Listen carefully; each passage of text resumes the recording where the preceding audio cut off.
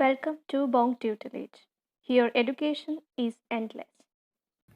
Next আমরা চলে আসবো প্রোজে। প্রোজ সেকশনে Alfred the great is renowned. He is often called the father of English prose, যদিও এটা ডিসপিউটেবল। এখানে পরে আমরা জানতে পারবো যে তার বায়োগ্রাফার এইসার, সে কিন্তু একটা rather handbook or common place বুকের কথা বলেছে। সেমিস্টার ওয়ানে সিবিসিএস সিস্টেমে ক্যালকাটা ইউনিভার্সিটিতে 5 মার্কসের শর্ট কোয়েশ্চেনে এই কোয়েশ্চেনটা ছিল। প্রিভিয়াস এর কোয়েশ্চেনে আমি সিবিসিএস ব্যাচের স্টুডেন্ট ছিলাম, first CBCS batch in Calcutta university, তো সেখানে আমাদের এটা এসেছিল।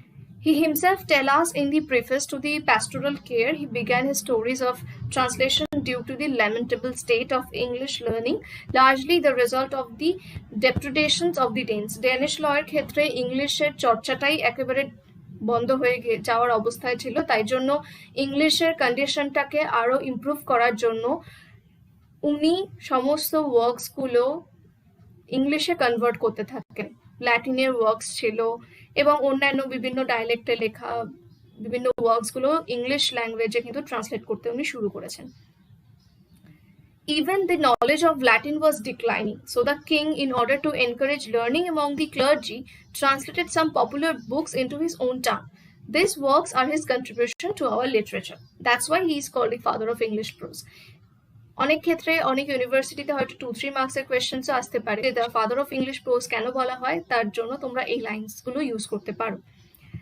The 5 important translations are the Pastoral Care of Pope Gregory, the History of the Word of Orosius, Bede's Ecclesiastical History, Boethius' Consolation of Philosophy, and the Soliloquies at St. Augustine. এইগুলো ভীষণ important, সবসময় কিন্তু এগুলো এমসিকিউর জন্য এসে থাকে, so ভীষণ ইম্পর্টেন্ট এইগুলো। Alfred's claim to the translation of Bede is disputed. Still, it is thought to be translated by Alfred the Great. Mainly এই পোর্শনসগুলোর আমরা স্টাইলের অ্যানালিটিক্সের ক্ষেত্রে পেয়ে থাকি, যেটাও খুব বেশি ডেভেলপড স্টাইল প্রো স্টাইল ছিল না সেই সময়। এটা মেইনলি ভীষণ সিম্পল এবং স্ট্রেট ফরওয়ার্ড স্টাইল ছিল, mainly simple and straight forward style ছিল। বিভিন্ন পলিশড ল্যাঙ্গুয়েজে লেখা প্রো স্টাইলের মতো এটা হবে এটা এক্সপেক্ট করা উচিত না, because it was the birding time of the literature. So many changes followed in the letter periods. এই পোর্শনটাতে তোমরা দেখতে পারো এখানে ট্রান্সলেট করা রয়েছে, তার বেশ কিছু অংশের একটা এক্সার্প্ট নিয়ে এখানে ট্রান্সলেট করে দেওয়া হয়েছে। প্রিফেস টু প্যাস্টোরাল কেয়ার, এর প্রিফেসটা এখানে ট্রান্সলেট করে দেওয়া আছে। নেক্সট হচ্ছে অ্যালফ্রিক, probably best known for his grammar, was a churchman who became abbot of Ensham in 1005 AD. The Catholic Homilies, 2 series of sermons suitable for delivery by priest, a third series, The Lives of the Saints, written before 998 AD, and translation from the scriptures. এইগুলো হচ্ছে ওনার লেখা popular works, যেমন Catholic Homilies, the Lives of Saints, এগুলো তার popular লেখা। Alfred's flowing and vigorous style shows remarkable skill in the art of putting complicated thought into narrative form. Complicated thoughts প্রসেসগুলো এবার letter পার্টসগুলোতে আসছে। আমরা যখন 410 AD-তে যখন রোমানসরা অ্যাংলো স্যাক্সনসের দ্বারা ডিফিটেড হয়ে যায়, তারপর অ্যাংলো স্যাক্সনসরা যখন আসে, সেই সময়কালে কিন্তু আমরা এই ধরনের রাইটিংস পাইনি। আমরা রাইটিংসগুলো মেনলি পেয়েছি লেটার পার্টসে, যে সময় এই কমপ্লেক্স যে থটসগুলো সেগুলোর সিম্পল ন্যারেটিভ ফর্মে বোঝানোর চেষ্টা করা হচ্ছিল। It is natural and easy and is often alliterative. Alliteration এই এজের একটা ফিচার। Colloquy is of great interest as a dialogue between master and pupils, not only from the literary but also from the historical point of view. Wulstan is also important as a bishop of Worcester and archbishop of York. York বলতে এখানে কিন্তু new ইয়র্কের কথা কোনোভাবেই বলা হচ্ছে না। আমাদের মধ্যে একটা ভুল কনসেপ্ট থাকে যে ইয়র্ক বলতে নিউ ইয়র্কের কথা বলা হচ্ছে, বাট না। His most famous piece is the Sarmolupi at Inglos, which is typical for its sheer force and vigor, its repetition of ideas and alliterative nature of its style. It is fluent and powerful. Indeed, Wulfstan must have been a most brilliant preacher. Mainly যেহেতু আর্কবিশপ and bishop ছিলেন তাই জন্য উনি ধর্ম উপদেশটা বেশি দিতেন এবং সার্মনস গুলো বেশি লিখতেন। নেক্সট আমরা দ্য অ্যাংলো স্যাক্সন ক্রনিকল সম্পর্কে পড়বো, যেটা অ্যালফ্রেডের দ্বারা ইন্সপায়ার্ড ছিল। The style varies greatly from simple notices to long passages of narrative and description. Most interesting are certain character studies, particularly that of the conqueror himself, while the well-known descriptions of the horrors of Stephen's Real are worthy of note. এখানে Anglo Saxon ক্রনিকলে যে description দেওয়া রয়েছে সেটা অ্যালফ্রেডের দ্বারা inspired হয়েছে, এটা probable হিসেবে ধরে নেওয়া হয়, এবং এটার স্টাইলটা একটু ভ্যারি করে from the early age of the old English period, because এখানে ক্যারেক্টার স্টাডিজের কথা পাওয়া যায়। এখানে যে কনকিউরার, উইলিয়াম দি কনকিউরার, তার সম্পর্কে জানা যায়। Anglo-Saxon Chronicle was in all probability inspired by Alfred, who himself may well have dictated some of the entries, more particularly those dealing with his own campaigns. Anglo-Saxon Chronicle এই এজের একটা ইম্পর্টেন্ট ওয়ার্ক, আর এর স্টাইলটা অনেকটা letter পার্টসের ক্ষেত্রে যেটা suitable হয়েছিল, এর স্টাইলটা অনেকটাই ওল্ড ইংলিশ পিরিয়ডের আর্লিয়ার এজের যে রাইটিং সেটার থেকে অনেকটাই ডিফারেন্ট, অবভিয়াসলি বিকজ সেই সময় অ্যালফ্রেডের পর থেকেই প্রোজ স্টাইলসগুলো অনেকটা ডেভেলপ করতে স্টার্ট করেছিল।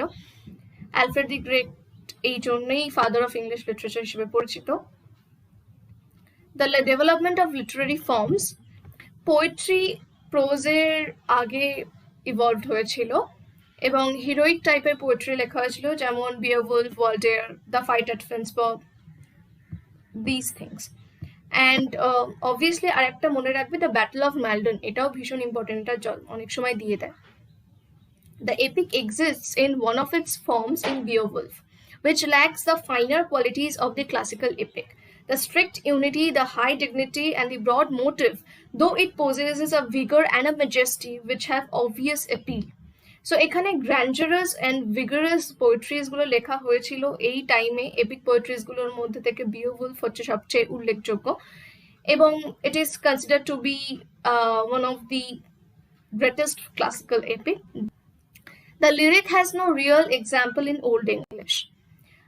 লিরিক টাইপের কোনো পোয়েট্রির এখানে এক্সাক্ট এক্সাম্পল পাওয়া যায় না। The expressive melancholy and personal emotions are associated with the lyric, that is the wanderer and the seafarer. Seafarer and the wanderer ক্ষেত্রে বেশ কিছু পার্সোনাল ইমোশন বা এক্সপ্রেসিভ মেলানকলি এইরকম বেশ কিছু পোর্শনস গুলো পাওয়া গেছে, মানে যেখানে ইমোশনাল ওভারফ্লো হচ্ছে। সেই ক্ষেত্রে এখানে এলিজিক পোয়েম বা লিরিক পোয়েমের ক্ষেত্রে আমরা রেফারেন্স করতেই পারি। প্রোজ স্টাইলের ক্ষেত্রে obviously Alfred the Great and Homilies of Aelfric এইগুলো অবভিয়াসলি মেনশন করতেই হবে, কিন্তু বেশ কিছু ক্ষেত্রে প্রোজে আমাদের অথরাইজড ভার্সন পাওয়া যায়, যেটা পোয়েট্রিজগুলোর ক্ষেত্রে অনেকগুলোই আনঅথরাইজড, কিন্তু এক্ষেত্রে প্রোজের ক্ষেত্রে যেহেতু অনেকগুলি অথরাইজড ভার্সন পাওয়া গেছে, কারণ সেগুলো যেহেতু লেটার পাচ্ছে এসছে সেক্ষেত্রে সেগুলো প্রিজার্ভ করাও সম্ভব হয়েছে এবং সেগুলোতে ডেফিনেট করে সবকিছু মেনশনও করে দেওয়া আছে অথরাইজেশন। লিটারারি স্টাইলের বেশ কিছু ডেভেলপমেন্ট হয়েছিল পোয়েট্রির ক্ষেত্রে। Kedmonian and Cinewulfian poems are clearly a development in technique. এই দুটো ফর্মস অফ পোয়েমস এর ক্ষেত্রে ডেভেলপমেন্ট অবভিয়াসলি দেখা গেছিল, এবং there is an easier flow to the later poetry in general, a greater sureness in handling material, greater individuality of approach and feeling, less reliance on stock phrases, more subtle use of alliteration, and a greater desire for stylistic effect. এইগুলো ছিল এর development.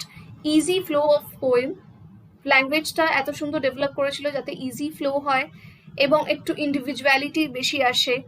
মেটেরিয়ালটা বা যে টেক্সটটা থেকে হয়তো ইম্বাইব হচ্ছে সেটার হ্যান্ডলিংটা আরও কেয়ারফুল হয়।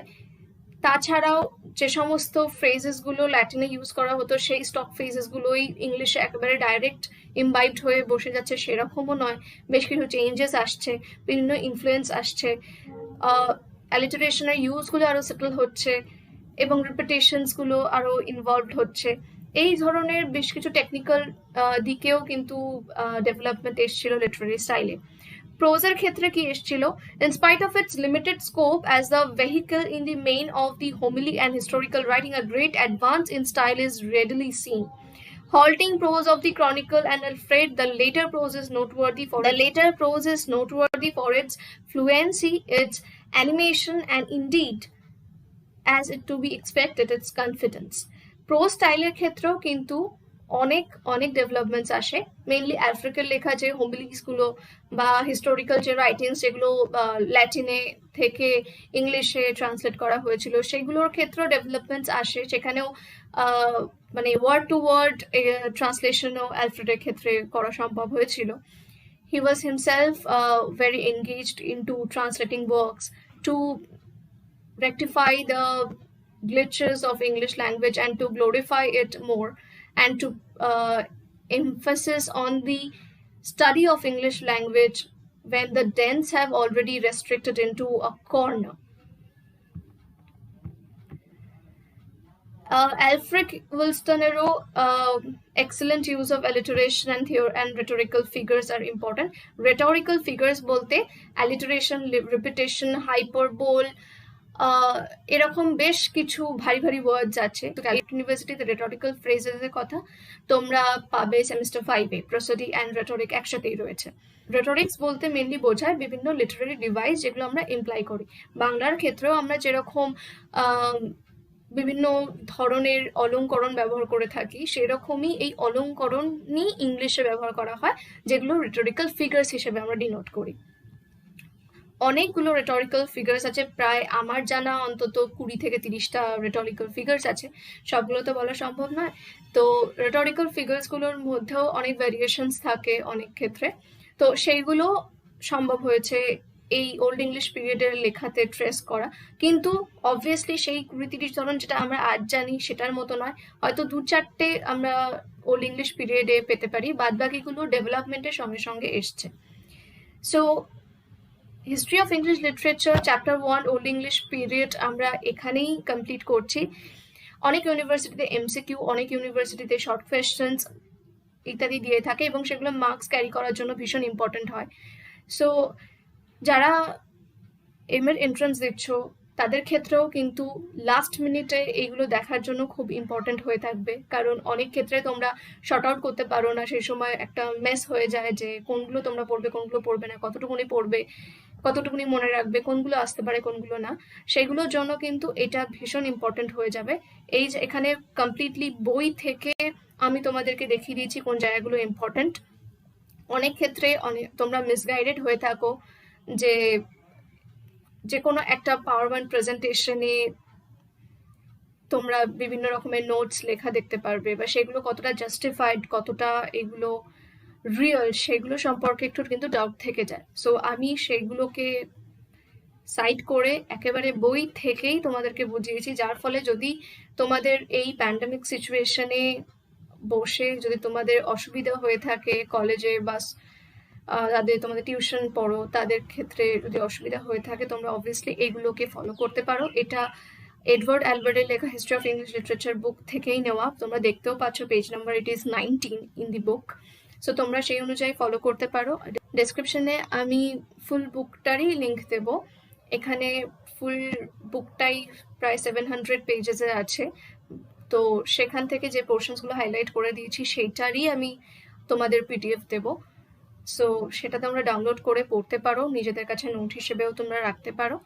সো আই হোপ তোমাদের ভিডিওটা ভালো রেখেছে, এবং যদি ভালো লেগে থাকে প্লিজ লাইক করো এবং সাবস্ক্রাইব করো, আর শেয়ার করো তোমার বন্ধুদের সঙ্গে যাদের এরকম সিমিলার প্রবলেমস হচ্ছে, তাদেরকে একটু গাইড করতে সাহায্য করো, এবং তাদেরকেও বলো চ্যানেলটাকে ফলো করতে এবং সাবস্ক্রাইব করতে. Thank you. Please do like, share, and subscribe to our channel, Bong Tutelage, and comment your doubts below. Thank you for watching.